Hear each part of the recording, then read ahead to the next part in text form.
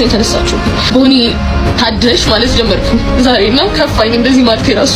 ሰላም ጤና ይስጥልን ውድ ቻናላችን ቤተሰቦች፣ ዛሬ በአዲስ ሰበር መረጃ ወደ እናንተ መተናል። ለዚህ ቻናል አዲስ ከሆናችሁ ቻናላችንን ሰብስክራይብ በማድረግ የደወል ምልክቷን በመጫን ቤተሰብ እንድትሆኑ ስል በታላቅ አክብሮትና ትህትና ጠይቃችኋለሁ።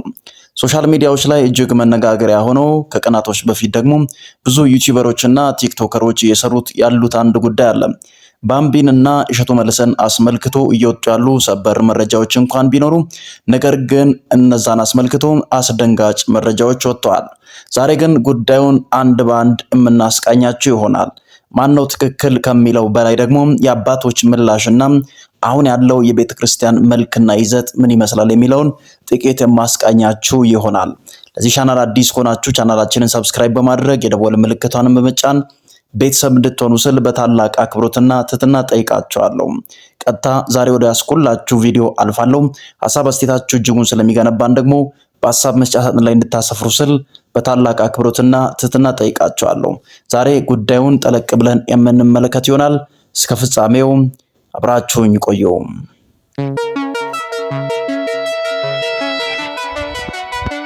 የቤተ ክርስቲያን መልክ ያሳሰባቸውና ቤተ ክርስቲያን አሁን የሄደች ያለችበት መልክና መንገድ የቆጫቸው ቤተ ክርስቲያንን የሚወዱ ሰዎች አንዳንድ ሐሳቦችን ለመስጠት ይታገላሉ። ቤተ ክርስቲያን መልኳን ወደ ፈጣሪ መልክ ወይም ክርስቶስን ወደሚመስል የህይወት መንገድ መምራት አለባት የሚሉ ቁጭቶች በየገዳማቱና በየቤተ ክርስቲያኑቱ እየተሰሙ ይቀጥላሉ። አሁን ያለው የቤተ ክርስቲያን መልክና የህይወት ምልልስ ያስቆጫቸው የህይወት መንገድ ፈተና ውስጥ የሚገኙ ነገር ግን ጽድቅንና በጎ ነገርን ፈልገው ወደ ገዳማትና ወደ ቤተ ክርስቲያን የሚመሩ ወይም ወደዚያ እየኮበለሉ የሚገኙ አባቶቻችን ቁጭታቸውና እንባቸው በየሰዓቱ ይሰማል። ወጣቱ ግን ከዛ አለፍ ብሎ በየሰዓቱ ሶሻል ሚዲያዎች ላይና ማህበራዊ ድረገጾች ላይ እያስተላለፈ ያለው መልእክት ግን ልብ ሰባሪና አሳዛኝ ነው ይቀጥላል። ቤተክርስቲያን መልኳን ለማሳየትና ወይም ወደ ፈጣሪው የሚቀርብ ትውልድን ለመቅረጽ የገዳማቱ ቤተክርስቲያንን እየገነባችና ትውልድን ወደ ፈጣሪዋ ለማስጠጋት እንደገና ለመስራት ትታገላለች። በዚህ መካከል ታዲያ ለቤተክርስቲያን መመስረትና መገንባት ዋጋ እየከፈሉ ያሉ አባቶች መካከል ደግሞ ሌላ ፍንትው ብሎ የሚታይ ወጣቶችን ወደ ሲኦልና ወደ ኃጢአት የሚመራ ትውልድ ደግሞ እየበረታ መምጣቱ ጥያቄ ውስጥ የሚገባ ጉዳይ ሆኖ ይቀጥላል። በየገዳማቱ ቤተክርስቲያንን ለመገንባት የሚደረገው ትንቅንቅና ዋጋ መክፈል ምን አለበት ከንቱ ባይሆን የሚሉ ወጣቶች ይበረክታሉ።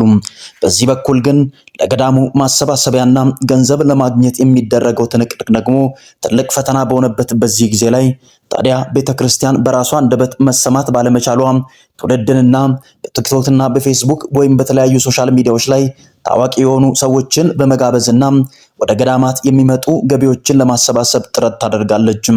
በዚህ መካከል ታዲያ ጉዳዩ ቤተክርስቲያን መመስረቷና መገንባቱ ታዲያ ምንድነው ጥቅሙ የሚለው ጥያቄ ውስጥ ሊገባ የሚችል ጉዳይ ሆኖ ሊቀጥል ይገባል።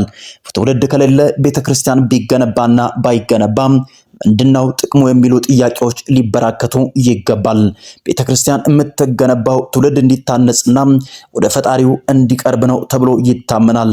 ታዲያ በእያንዳንዱ ቀንና በእያንዳንዱ ሰዓት ቤተክርስቲያንን የሚያፈርስና ትውልድን ወደ ሲኦል የሚመራ እያንዳንዱ ሶሻል ሚዲያዎች ላይ የሚንቀሳቀሱ ቪዲዮዎችን ይዞ የሚመጡ ሰዎችን አጃይብ በሚያስብል ጉድና በእያንዳንዱ ህይወት መልካቸው ሊፈተኑ ግድ ነው። ታዲያ ቤተክርስቲያኖችን ለመስራትና በዚያ የህይወት መንገድና በገዳማት ውስጥ ላሉ አባቶች ማረፊያ እንዲሆን ህንፃ ለማሰራት የምትታገለው ትውልድ በዚህ በኩል እንዳይጠፋ ለሚል ስጋት ነው። ትውልድ ደግሞ ለገዳማት ገንዘብ በሚሰበሰብበት ህይወት መንገድ ውስጥ እንኳን ቢሆንም በተቃራኒው ደግሞ እነሱን በሚከተሏቸው ሰዎችና በሴት እንስቶቻችን በየቀኑ እየጠፋና ወደ ዝሙት ወደ ኃጢአት እየተመራ መሆኑ በእያንዳንዱ ሰዓት ግልጽ ነው። በዚህ በኩል ለገዳማት ገንዘብ ይሰበሰባል። በዚህ በኩል ደግሞ ድንግል ማርያም ከረዳችኝ የሚል የሙዚቃ ጋጋታ ይዞ ብቅ የሚሉ ሰዎች ይበራከታሉ። ሌሎቹ ደግሞ ኃጢአትን ከመስራት አለፍ ብሎ በየሜዳው ትውልድን ወደ ሞትና ወደ ጥፋት ማሰማራታቸው ታዲያ ጉዳዩን ከንቱ ልፋት አያደርገውም ወይ? በገዳማት የሚሰሩ ቤተክርስቲያናትና የእያንዳንዱ መሰረቶች ቢጠኑ ትውልድ ወደ ፈጣሪው እንዲቀርብ እንጂ ትውልድን ለማጥፋት ብለው አይደለም። ፈጣሪ ከረዳኝ፣ ድንግል ማርያም ከረዳችኝ በቅርብ ጊዜ ዘፈኔን እለቃለሁ የሚሉ ሚዲያዎች ላይ በድፍረት የሚነገሩ ንግግሮች እጅግ ልብ ሰባሪ እንደሆኑ አንዳንድ የቤተክርስቲያን አባቶችና ወጣቶች እያለቀሱ በእንባ ሲናገሩ ያደመጣቸው ሰው የለም። ገዳሙ ባይሰራስ፣ ቤተክርስቲያንስ ባትሰራ ምንድነው ትርጉሙ? ጥቅሙስ ምንድነው? ትውልድ በዚህ በኩል ቤተክርስቲያንን ገቢ እያሰባሰበ በዚህ በኩል ደግሞ የራሱን ዘፈንና የራሱን የብልግና ቪዲዮ በየሶሻል ሚዲያው ወይም በሚዲያዎች እያሰራጨ ይቀጥላል። የአባቶች ልፋት ከንቱ ነው። ማን ገብቶ ሊቀደስበት ነው? ማን ገብቶ ደግሞ ወደ ፈጣሪው ሊቀርብ ነው ቤተክርስቲያን የምትመሰረተው የሚለው ጥያቄው ነው፣ ሊቀርብ ይገባል። አሁን የተነሳው የእሸቱ መለሰ የአንዳንድ ጥያቄዎች መልስና እንቅስቃሴው ብዙዎችን ያስቆጣበት ምክንያት ግልጽ ሊሆን ይገባል የሚሉ ሰዎች እየተበራከቱ ይቀጥላሉ። እሸቱ መለሰ ምን አለ? እያንዳንዳችን አስተውለን ከሰማነው የእሸቱ መለሰ ንግግር እጅግ ቆም ብለን ብናዳምጥ ለብዙዎቻችን ትክክል እንደሆነ እያንዳንዳችን ጎዳችንን እንድንመለከት ሊያደርግ የሚገባ እውነት እንደሆነ ይታያል። አንዱ ለሌላኛው መሰረት ካልሆነ በስተቀር አንደኛው ሌላኛው ሲጠፋ ካልመለሰው በስተቀር ተያይዘን ገደል መግባታችን ነው የሚሉ የትላንት አባቶቻችን ንግግር ፍንትው ብሎ የሚታይበት ንግግር ሆኖ ይቀጥላል። በእያንዳንዱ ሶሻል ሚዲያዎች ላይ የምትለቃቸውን ቪዲዮዎችን ተመልክተናል። እያንዳንዳችንን ቆም ብለን ለማየት ሞክረናል። አንዳንዶቹ ከእሸቱ መለሰ ንግግር በኋላ በአምቢያ በሻ ወይም ሀና ግደይ ወደ ተባለች የቲክቶክ መንደር ጎራ ብለው ነገሮችን ለማየት ሞከሩ። አንዳንዶቹ እያለቀሱ ወጡ። አንዳንዶቹ በድንጋጤ ግራ ተጋብተው ወጥተዋል። አሁን ባለው ሁኔታ ንግግሩ እንደዚህ ነው። ለምንድነው ቤተክርስቲያን መንቃት ያልቻለችው? ትውልድ ወደ ጥፋት ጎዳና እየተመራ ነው እያልኩ ያለሁት እሷ ትጥፋ ወይም ወደ ሲኦል ትግባ የሚል ክርክር አይደለም። ለትውልድ መጥፊያ ለሕፃናትና ገና ለሚያድጉ ታዳጊ ወጣቶች አርያ መሆን የሚችሉ ሰዎች ምድር ላይ ጠፉ ወይ? ቤተክርስቲያን በእነሱ ማስታወቂያ ማሰራቷ ውድቀት ነው የሚሉ ንግግሮችን ይዞ ብቅ አለ። አንዳንዶቹ ቆም ብሎ መመልከት ከብዷቸዋል፣ ንግግራችንን እንዴት ማዳመጥ ይከብዳቸዋል የሚሉ አንዳንድ ሐሳቦች ብቅ ብሎ ይነሳሉ። እሸቱ መለሰ በሚገባ ትክክል ያወራቸውን ጉዳዮችን ልንቃኝ ሞከርን። ትክክልም ነገሮችን ልንመለከት ይገባል። የራቁት ቪዲዮና ፎቶ ከማስታወቂያ አለፍ ብሎና በመዝሙር የታጀበ ግርግር የበዛበት ግን ከፈጣሪው ትውልድን እያጣላ ያለ በአንድ በኩል መልካም ይመስል በሌላ በኩል ደግሞ በቤተ ክርስቲያን ስም ትላንትና ሲያስቀድሱና ማስታወቂያውን ተመልክቶ እውነትም እቺ በጎ ሴት ናት ብሎ ወደ ሚዲያዋ የቀረቡ ትውልዶች እልፍ አላፍ ትውልዶች እየጠፉ እንደሆነ ምልክት መስጠት ግዴታው ነው። ትላንትና የቤተ ክርስቲያን ማስታወቂያ የሰሙ ሰዎች ዛሬ ቲክቶኳን እየተከታተሉ ያሉ፣ ነገር ግን ወደ ሲኦል እየተነዱ ያሉ እልፍ ትውልዶች እንዳሉ መጠርጠር አይቻልንም ሲሉ አንዳንዶቹ ንግግራቸውን ይቀጥላሉ። ታዲያ ትላንትና በአምቢያ በሻ ወይም በአንዳንድ የህይወት መንገዷ ላይ ፈተና ውስጥ ብትሆን የተባለችው አንቺ ብዙዎቻችን እንደዚህ ሲሉ ይደመጣሉ። ሌሎች ላይ መተርጎምና ወይም መፍረድ ትክክል አይደለም የሚሉ ክርክሮችን አስተዋልን። ጉዳዩ የተባለ ያለው እሷን እንደ ኃጢአተኛ መቁጠር ሳይሆን ወደ ኃጢአትና ወደ ሲኦል ትውልድን ይዞ መጓዝ ተገቢ አይደለም። ትግርሽን አስተካኪ፣ እያንዳንዱ እንቅስቃሴሽ ፈጣሪን የሚመስል እንዲሆን ግዴታ ነው። ያለበለዚያ የቤተክርስቲያንን ማስታወቂያ ይዘሽ አትምጪ የሚሉ ንግግሮች ተገቢ ናቸው። አንቺ ለምንድነው ምጠፊው ከሚለው ክርክር በላይ አንቺን የተከተለ ወደ ሲኦል እየተመራ ያለ፣ የራቁት ቪዲዮና ፎቶ እየተመለከተ ያለ፣ ወደ ሲኦል እየተነዳ ያለ ትውልድ አለ። ለነሱ ትምህርት የሚሆን ነገር መስጠት እንጂ ወደ ሲኦል መምራት ተገቢ አይደለም የሚሉ ሐሳቦችን ይዞ ማምጣቱ እንዴት ብዙዎችን አስቆጣ? ቆም ብለን ራሳችንን ልንመለከት ይገባል። አብዛኞቹ ስለመፍረድ እና ከኃጢአት ስለመመለስ አንዳንድ ያልተረዱት ነገር እንዳለ ይሰማል። በእያንዳንዱ የህይወት አጋጣሚ አንድ የሚነሳ ጉዳይ አለ። ፈጣሪያችን ትላንትና በኃጢአት ብዙዎቹ ሊወጉራት የመጣች አንዲት ሴት አለች። ስለነሱ ወይም ስለሷ የሚነሱ ጉዳዮች አሉ። ነገር ግን ፈጣሪያችን ጌታችን መድኃኒታችን ኢየሱስ ክርስቶስ አንድ ያስተማረው እውነት እንዳለ ይነገራል። አንድ ነገር አለ። ኃጢአት የሌለበት አስቀድሞ ይውገራት የሚል ንግግር እንዳነሳ ተያይዞ ይነሳል የባምቢን ጉዳይ ስናነሳ። ነገር ግን ጌታችን መድኃኒታችን ኢየሱስ ክርስቶስ ሊወግሯት የመጡ ሰዎች ድንጋዩን ጥሎ ከሄዱ በኋላ አንድ ያስተማረው ትምህርት አለ።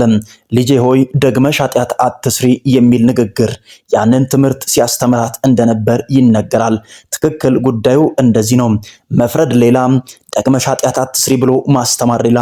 ትላንትና በጽድቅና በቅድስና ልመላለስ ወደ ቤተክርስቲያን ተመልሻለሁ ያለችው ልጅ የገዳማትን ማስታወቂያ ከሰራች በኋላ ቀጣይ ጣፈንቷ የት ነበር የሚለው ጥያቄ ውስጥ ሊገባ ይገባል።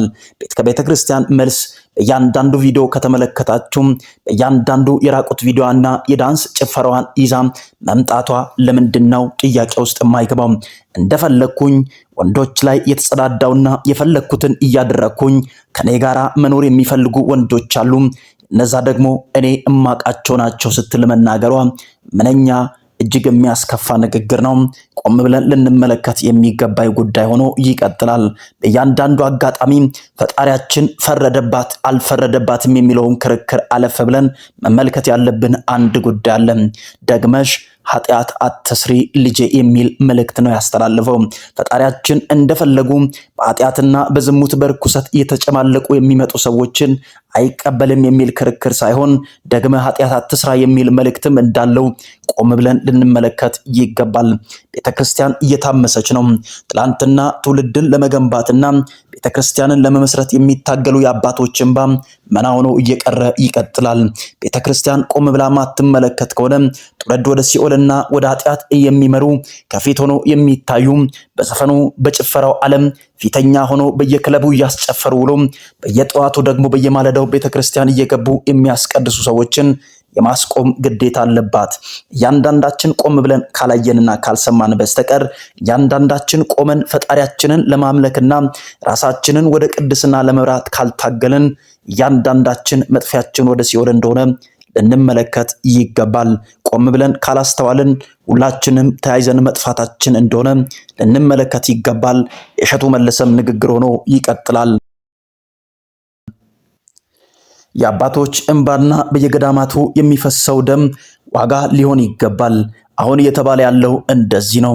ባምቢ አበሻ አንቺ ኃጢአተኛ ነሽ፣ ከሰው ሁሉ ተለይተሽ ሙቺ የሚል ንግግር አይደለም የተነገረው። እየተባለ ያለው እንደዚህ ነው። ከትውልድ በኋላ ሌላ የሚመጣ ትውልድ አለ። አንቺን የሚከተል ብዙ ትውልድ አለ። ትላንት የቤተክርስቲያን ማስታወቂያ አስተምረሽና ገዳማት መገንባት እንዳለባቸው ወይም ቤተክርስቲያን መዘጋጀት እንዳለባት ተናግረሽ በሚቀጥለው ጊዜ ደግሞ በራቁት ቪዲዮ መምጣትሽ ጤነኝነት አይደለም። ቆም ብለሽ አስተውለሽ ተመልከቺ።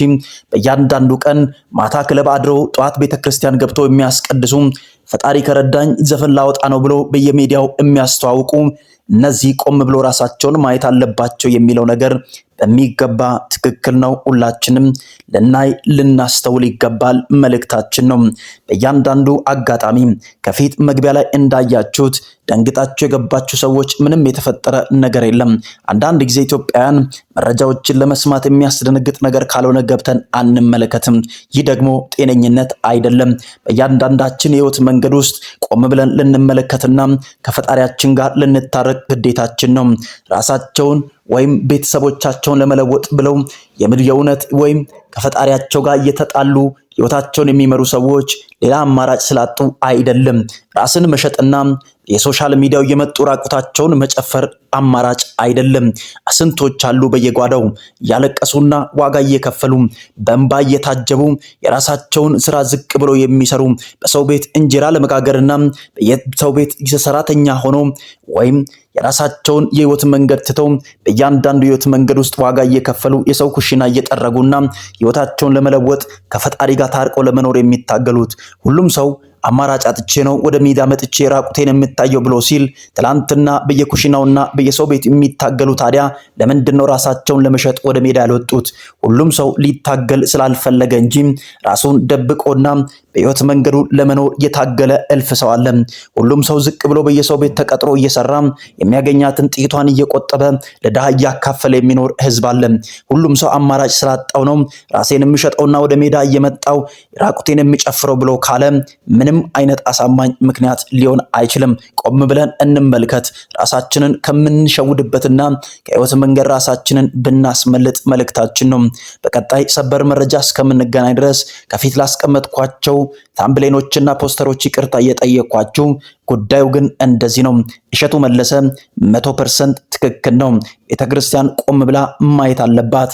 መስትም እያንዳንዳችን ከምንሄድበት የኃጢአት መንገድ መመለስ አለብን መልእክታችን ነው። በቀጣይ መረጃ እስከምንገናኝ ድረስ ለዚህ ቻናል አዲስ ከሆናችሁ ቻናላችንን ሰብስክራይብ በማድረግ የደወል ምልክቷንም በመጫን ቤተሰብ እንድትሆኑ ስል በታላቅ አክብሮት ጠይቃችኋለሁ። በቀጣይ መረጃ እስከምንገናኝ ድረስ ባላችሁበት ሁሉ ቸር ቆዩ፣ ቸር ሰንብቱ እላለሁ።